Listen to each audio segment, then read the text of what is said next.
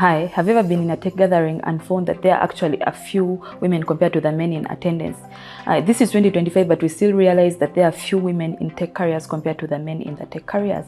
In this video, we're going to be breaking it down and we are going to find out why we actually have few women in technology compared to the men in tech.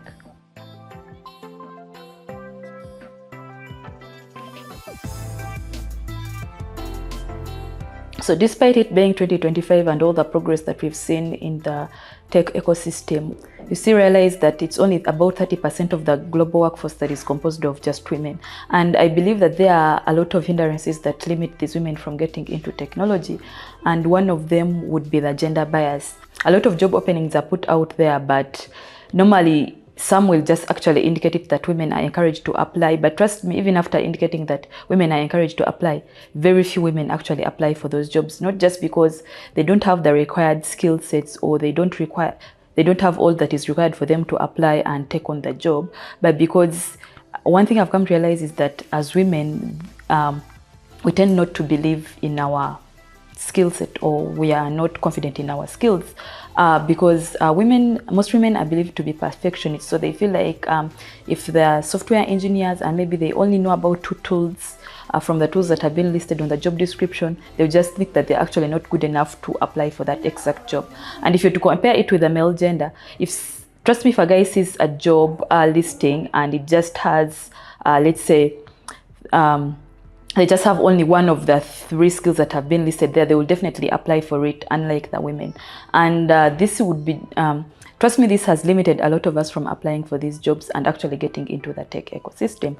So one word from me would definitely be that no matter the skills you have, just apply for the job, just give it a shot, and you never know where it will get you to. One other thing that I believe that is limiting a lot of women to get into tech or just even succeed in tech would be the lack of role models.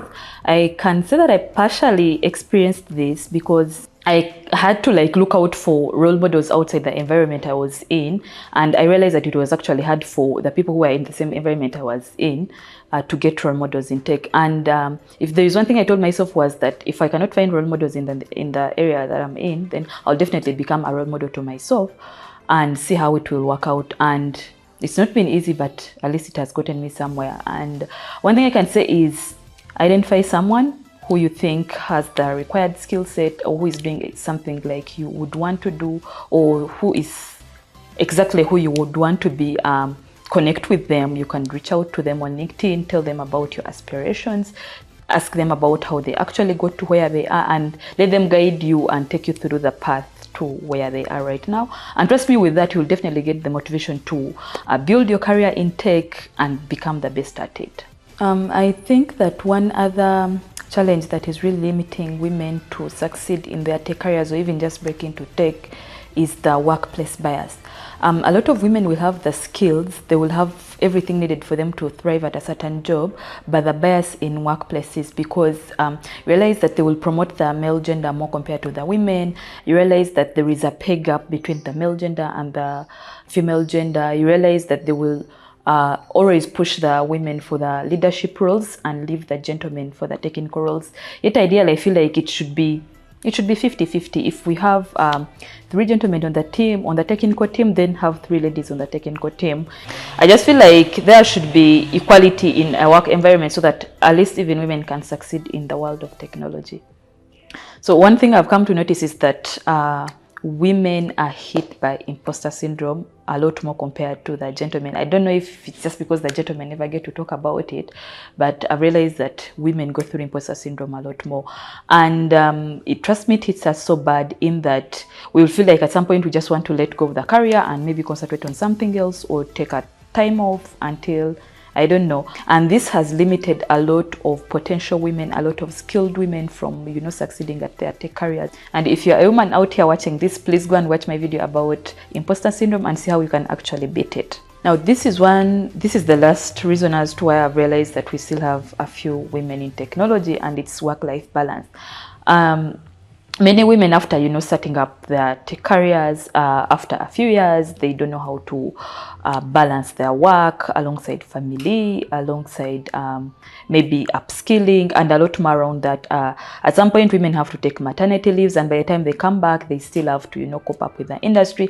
And trust me, a lot of women have messed up at this point and have left their careers for something else, and this has actually limited them to succeed in the world of technology.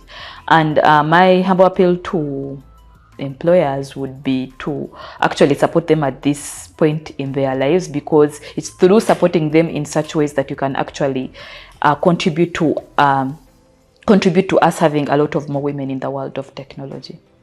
So now that we know the reasons that's why we have few women in technology, what can we do to change this? What can we do to increase the number of women we have in technology across the world? First, we need to stop the bias. We need to tell people that you can actually make it out of tech as a woman. So I recently saw the Forbes list 30 under 30 and realized that one of the people that made it out there was actually a lady who is championing STEM across Africa. And this is just to show you that you can actually make it out in tech. Then the other thing we should do is actually equip women with tech skills when they are still in their early career stages. If we could have STEM and robotics careers embedded in our learning systems, for example, if students could be exposed to STEM careers as early as 12 years, trust me, it would give them a good foundation for them to navigate any technical career once they've gotten to college level, even university level.